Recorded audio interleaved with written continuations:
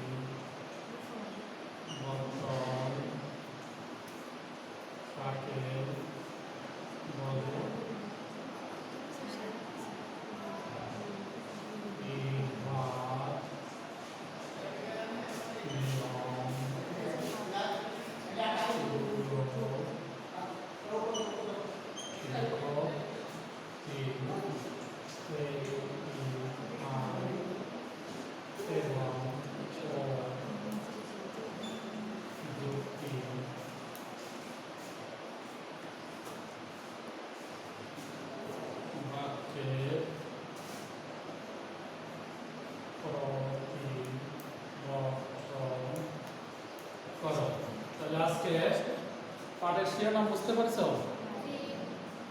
পাঠের শিরোনাম হচ্ছে প্রতিবর্তন কাকে বলে, ইহার নিয়মগুলো লিখো, এ ই আই এবং ও যুক্তি বাক্যের প্রতিবর্তন করো। তাহলে প্রথমেই শিরোনামটা আমরা এখন শুরু করি। প্রতিবর্তন, প্রতিবর্তন কাকে বলে? তার আগে আমাদের বুঝতে হবে বা জানতে হবে যে প্রতিবর্তনটা কোথা থেকে এসেছে, এর উৎসটা কোথায়। আমরা জানি যুক্তিবিদ্যার মূল আলোচ্য বিষয় হচ্ছে অনুমান।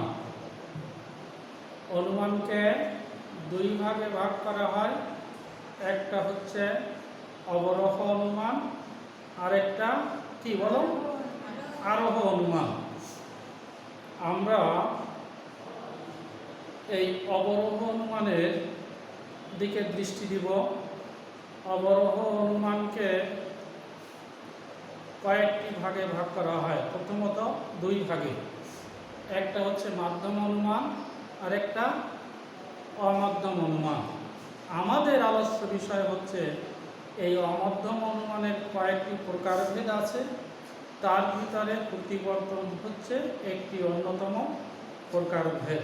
তাহলে আসি, যেটুকু আমি বললাম, প্রথমে হচ্ছে কি অনুমান।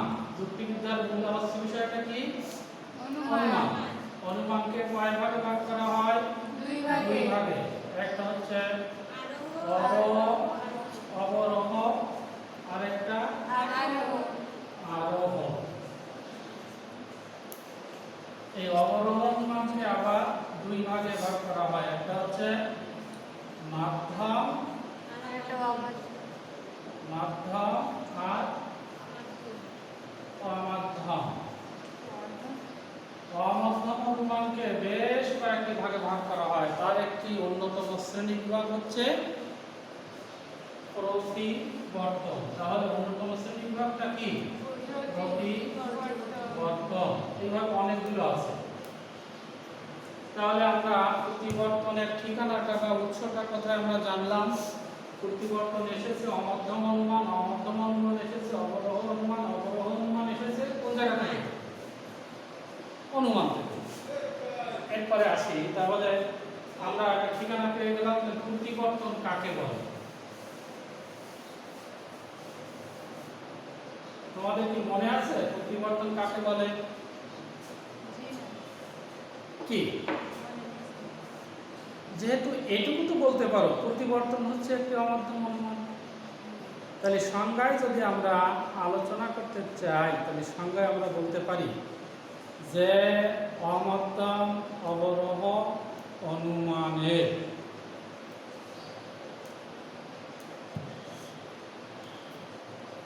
যে অমধ্যম অবরোহ অনুমানে একটি প্রদত্ত যুক্তিবাক্য বা আশ্রয় বাক্যে বিধিহের বিরুদ্ধ পদকে সিদ্ধান্তে বিধেয় পদ হিসেবে ব্যবহার করে গুণের পরিবর্তন ঘটিয়ে সিদ্ধান্ত অর্থ অপরিবর্তিত রেখে সিদ্ধান্ত অনুমান করা হয়, তাকে বলা হয় প্রতিবর্তন। তাহলে এবার সিম্পল সংজ্ঞাটা কেমন হবে? যে অমধ্যম অবরোহ অনুমানে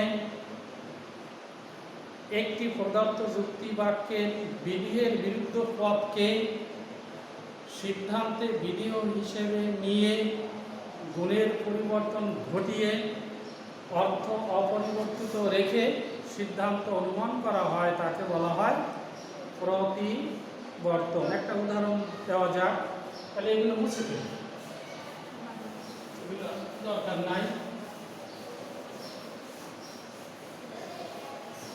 দেখো একটা এই যুক্তি বাক্য, সকল গরু হয় চতুষ মূর্ধন্য স্বর পয় চতুষ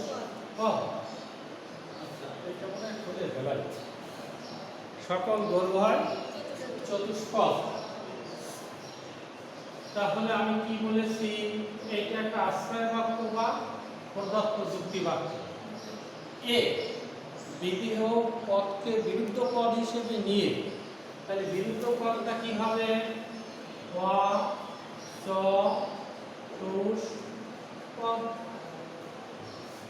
বিরুদ্ধ পদ নিলাম, গুণের পরিবর্তন ঘটাতে হবে। গুণ হচ্ছে হয়, তাহলে এখানে নিতে হবে কি? নয়। উদ্দেশ্য ঠিক থাকবে গরু, তাহলে গরু নয় চতুষ্পদ। এখন প্রশ্ন হচ্ছে এখানে এমন একটা শব্দ বসাতে হবে যা ই যুক্তি বাক্যের পরিণত হবে এবং শ্রুতিমধুর হবে। তাহলে ই যুক্তি বাক্যের শুরুতে কি লিখতে হয়? কোনো। দেখো তাহলে কি হলো? কোনো গরু নয় অচতুষ্পদ। ক্লিয়ার? তাহলে এই সেন্টেন্সটা বা এই যুক্তি বাক্যটা যা বলছে, দেখো এই যুক্তি বাক্যটাও কিন্তু তাই বলছে। এখানে লক্ষ্য করো, সকল গরু হয় কি? চতুষ্পদ। তাহলে কোন গরু নয় কি? অচতুষ্পদ। মানে কি? তাহলে সব গরু চতুষ্পদ। তাহলে অর্থটা কি? অর্থ একই আছে, গুণের পরিবর্তন ঘটেছে। গুণটা কি? এই যে সদ অর্থ, আর এটা হচ্ছে নগ অর্থ। আর বিধেয় পদটা কি হয়েছে? বিধেয় পদটা কি বিরুদ্ধ হয়েছে না? বিরুদ্ধ হয়েছে। তাহলে আমরা বলতে পারি এটি একটি সঠিক অমধ্যম অবরোহ অনুমানের প্রতিবর্তনের একটি দৃষ্টান্ত। ক্লিয়ার? তাহলে দেখো আমি যে সংজ্ঞার কথা বলেছি সেই সংজ্ঞার সাথে এটা একটু মিল করে দাও। সংজ্ঞায় কি বলেছে? যে অমধ্যম অবরোহ অনুমান, এটা তো নিশ্চিত। এই যে প্রদত্ত যুক্তি বাক্য, এখানে প্রদত্ত মানে যেটা দেওয়া আছে, এই যুক্তি বাক্যে বিধেয় পদকে বিরুদ্ধ পদ হিসেবে নিয়ে সিদ্ধান্তের বিধির জায়গায় বসালাম। এইটা হচ্ছে প্রদত্ত যুক্তি বাক্য, আর এটা হচ্ছে সিদ্ধান্ত। তাহলে সিদ্ধান্তের বিধির জায়গায় বসালাম কিসের বিরুদ্ধ পদ? এই প্রদত্ত যুক্তি বাক্য বা আশ্রয় বাক্যের বিরুদ্ধ পদ। ক্লিয়ার? তারপরে গুণের পরিবর্তন ঘটালাম, হয় আর নয়। তারপরে অর্থ করে দেখো, অর্থ একই রকম আছে, কোনো পরিমাণের ক্ষেত্রে কোনো রকম সমস্যা হয়নি। তাহলে আমরা বলতে পারি এটি একটি অমধ্যম অনুমান। এই অনুমানের আশ্রয় বাক্যের উদ্দেশ্য পদ সিদ্ধান্তের উদ্দেশ্য হিসেবে বসেছে। আশ্রয় বাক্য বিধেয় পদ সিদ্ধান্তের বিরুদ্ধ পদ হিসেবে বসেছে। আবার গুণের পরিবর্তন ঘটানো হয়েছে। সুতরাং এটি একটি কি প্রতিবেদনের দৃষ্টান্ত। ক্লিয়ার? তাহলে আমরা আসি, এখানে কিন্তু শিরোনামে লিখেছিলাম যে প্রতিবেদন প্রতিবর্তন কাকে বলে, তারপরে কি লিখেছিলাম এর নিয়ম। ঠিক আছে, তাহলে নিয়মে আসি। আবর্তনের নিয়ম 4টা, প্রতিবর্তনের নিয়ম 4টা। তাহলে প্রথমটা মোছাটা ঠিক ছিল না, আমি আবার লিখি। সকল মানুষ হয় বিপদ। অতএব কোন মানুষ নয় বিপদ। আবর্তনের ক্ষেত্রে এই আশ্রয় বাক্যকে বলে কি জানো? আবর্তনীয়। সেটা পাশে লিখে দিই। এটাকে বলা হয় আবর্তনীয়। আর সিদ্ধান্তটাকে কি বলা হয়? আবর্তিত। ক্লিয়ার? আবর্তনের আশ্রয় বাক্য বা প্রদত্ত যুক্তি বাক্য এটাকে বলা হয় আবর্তনীয়, আর সিদ্ধান্তটাকে কি বলা হয়? আবর্তিত। এইবার নিয়ম লেখার সময় আমরা এই আশ্রয় বাক্য আর সিদ্ধান্ত বলবো না, বলবো কি আবর্তনীয় আর আবর্তিত। 1 নম্বর নিয়ম। আচ্ছা, এখানে দেখা যাচ্ছে না, যাক এটা হোক। এখানে খেয়াল করো, তাহলে এই আমরা লিখতে পারি আবর্তনীয়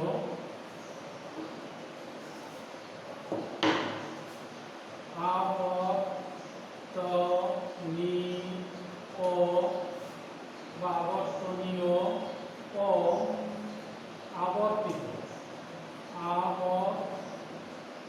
আবর্তিতের উদ্দেশ্য পদ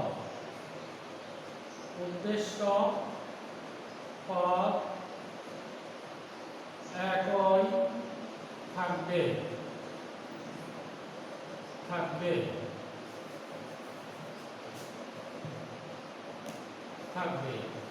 তাহলে এখানে উদাহরণের দিকে তাকাও। উদ্দেশ্য পদ কোনটা?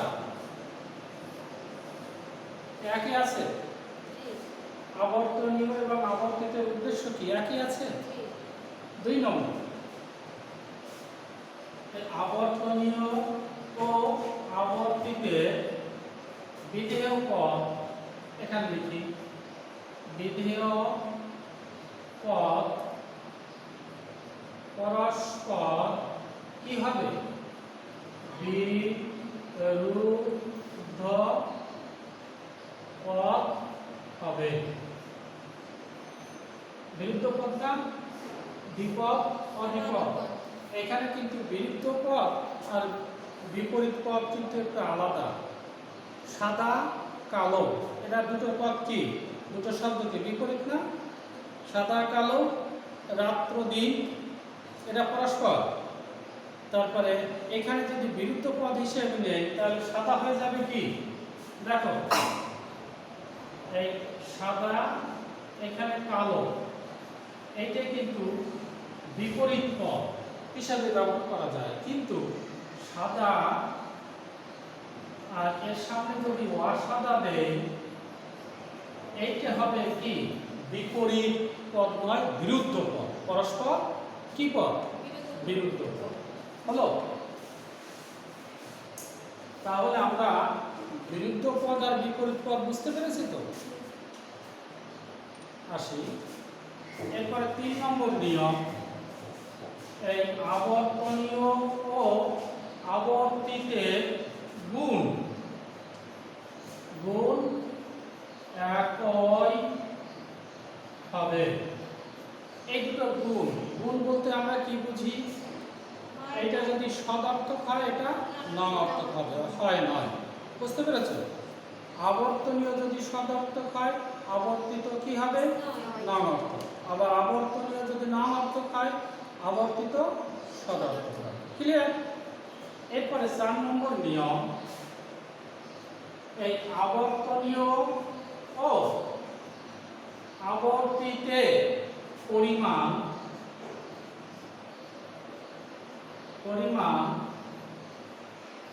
একই থাকবে বা হবে।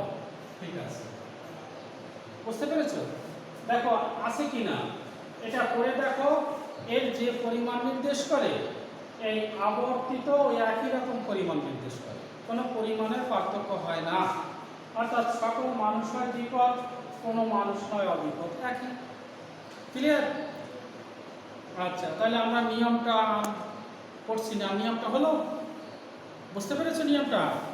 কয়টা নিয়ম? 4টা। 1 নম্বর নিয়ম কি? আবর্তনীয় এবং আবর্তিতের উদ্দেশ্য পদ একই থাকবে। আবার বলো, 2 নম্বর, আবর্তনীয় ও আবর্তিতের বিধেয় পদ পরস্পর কি হবে? বিরুদ্ধ পদ হবে, বিপরীত পদ নয় কিন্তু, বিরুদ্ধ পদ। 3 নম্বর নিয়ম কি?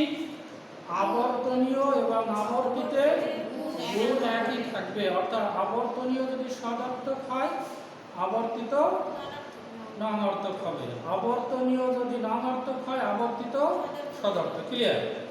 আচ্ছা, 4 নম্বর নিয়ম কি? আবর্তনীয় পরিমাণ একই থাকবে। হলো? এইবার তাহলে আমরা আমাদের শিরোনামের 2টি অংশ আমরা শিখলাম। এরপরে আছে কি? এ, ই, আই এবং ও যুক্তিবাক্যের কি করতে হবে? প্রতিবর্তন করতে হবে। ক্লিয়ার? তাহলে আমরা একটা এ যুক্তিবাক্য লিখি। তোমাদের ভিতরে কি বলতে পারবে একটা এ যুক্তিবাক্যের দৃষ্টান্ত? বলো একটা এ যুক্তিবাক্য। সকল মানুষ হয় মানুষই। হ্যাঁ, ভেরি গুড। সকল মানুষ হয় মরণশীল। এইটা হচ্ছে এই যুক্তিবাক্য। এখন ওই যে 4টি নিয়ম, ওই 4টি নিয়ম অনুসারে আমরা এই যুক্তিবাক্যকে প্রতিবর্তন করলে আমরা কি পাবো? ওই 4টি নিয়ম কিন্তু আমাদের ফলো করতে হবে। আচ্ছা, খেয়াল করো, 1 নম্বর নিয়মে কি ছিল? উদ্দেশ্য একই হবে, তাহলে মানুষ, আমরা মানুষকে এখানে লিখলাম। খেয়াল করো, 2 নম্বর নিয়মে কি ছিল? বিরুদ্ধ পদ, অমরণশীল। 3 নম্বর নিয়মে কি ছিল? হয় থাকলে কি নয়। এইবার এইটুকু দিয়ে আমরা কি বুঝতে পারি? এখানে এমন একটা শব্দ বসাতে হবে যা একটা সামঞ্জস্যপূর্ণ যুক্তিবাক্যকে নির্দেশ করে। তাহলে সেই হিসাবে আমরা কি দিব? কোনো। তাহলে কোনো দিয়ে শুরু কি যুক্তিবাক্য? ই যুক্তিবাক্য। ক্লিয়ার? তাহলে বুঝতে পেরেছো? এই যুক্তিবাক্যকে প্রতিবর্তন করলে কি পাই? ই যুক্তিবাক্য পাই। এর ব্যাখ্যা যদি বলতে হয় তাহলে তাকে লিখতে হবে বা বলতে হবে যেহেতু আবর্তনের নিয়ম অনুসারে একটা সার্বিক যুক্তিবাক্য, সিদ্ধান্তটা আবর্তিত হবে সার্বিক যুক্তিবাক্য। আবার আবর্তনীয় যদি নঅর্থক হয় আবর্তিত সদর্থক হবে। এখানে আবর্তনীয় সদর্থক, আবর্তিত নঅর্থক। আবার পরিমাণও একই, ওই 4টি নিয়ম অনুসরণ করবে প্রতিবর্তনের ক্ষেত্রে। তাহলে বুঝতে পেরেছো তোমরা? এই যুক্তিবাক্যকে আবর্তন করলে কি পাই? ই পাই। এইবার তোমরা একটা ই যুক্তিবাক্য বলো। একটা ই যুক্তিবাক্য বলো। কোন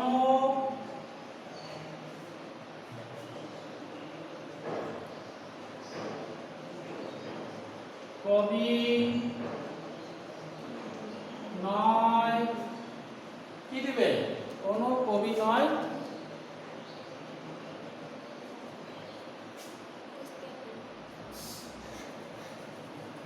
শ্রমজীবী। শ্রমজীবী শ্রমজীবী এইটা হচ্ছে রস্যিকার আর এইটা হচ্ছে দীর্ঘিকার। কারণ কবি যারা তারা সৃজনশীল মানসিকতার মানুষ, এরা একটু তুলনামূলকভাবে শ্রম বা শ্রম দেয় কম, শ্রমজীবী। যারা শ্রম দেয় তাকে শ্রমজীবী বলেন। তাহলে আমরা এটা বুঝতে ভালো করে লিখি শ্রমজীবী। এইটাকে আমরা নিয়ম অনুসারে করব। তাহলে কবিকে কি দিব? প্রথমটা কবি, তারপরে এখানে কি লিখব?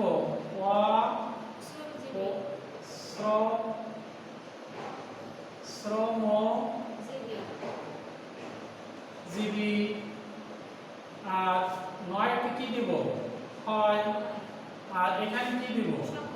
সকল। হলো? তাহলে কি হয়ে গেল? এ। তাহলে কোন কবি নয় শ্রমজীবী, তাহলে সকল কবি হয় অশ্রমজীবী। ক্লিয়ার? তাহলে আমরা এই যুক্তি বাক্যের পরিবর্তন করে কি পেয়েছি? এ হয়েছে। এরপর একটা আই যুক্তি বাক্য বলো তোমাদের ভিতর থেকে। সময় নেওয়া যাবে না বেশি। আই যুক্তি বাক্য কি? কিছু দিয়ে শুরু হয়। কিছু মানুষ হয় সৎ। তাহলে নিয়ম অনুসারে মানুষের জায়গায় বসিয়ে দিব। আচ্ছা, সৎকে কি দিব? সৎ। হয়কে কি দিব? নয়। আবার অর্থটা অপরিবর্তিত থাকবে, তাহলে এখানে কি আনবো? কিছু। অতএব তাহলে আই যুক্তি বাক্যকে পরিবর্তন করলে কি পাই? ও যুক্তি পাই। তাহলে কিছু মানুষ নয় অসৎ। অর্থাৎ এটার অর্থ যা বোঝায়, অর্থাৎ কিছু মানুষ হয় সৎ। ক্লিয়ার? এরপরে একটা ও যুক্তি বাক্য, এখানে আর ধরবে না। ও যুক্তি বাক্য বলো। হ্যাঁ, কিছু ছাত্র নয় মেধাবী। তাহলে কি দেব? ছাত্রকে ছাত্রের জায়গায় লিখব, মেধাবীর জায়গায় লিখব কি? অমেধাবী। নয়ের জায়গায় হয় দিব, এখানে কি আনবো? কিছু। হয়ে যাবে কি? আই। হয়েছে? তাহলে আমরা কি কি শিখলাম? প্রতিবর্তন কাকে বলে, প্রতিবর্তনের নিয়ম, আবার এ, ই, আই এবং ও যুক্তি বাক্যের প্রতিবর্তন দেখা। বুঝতে পেরেছ? কোনো সমস্যা আছে? আচ্ছা, তাহলে আজকের ক্লাস এ পর্যন্তই। Thank you.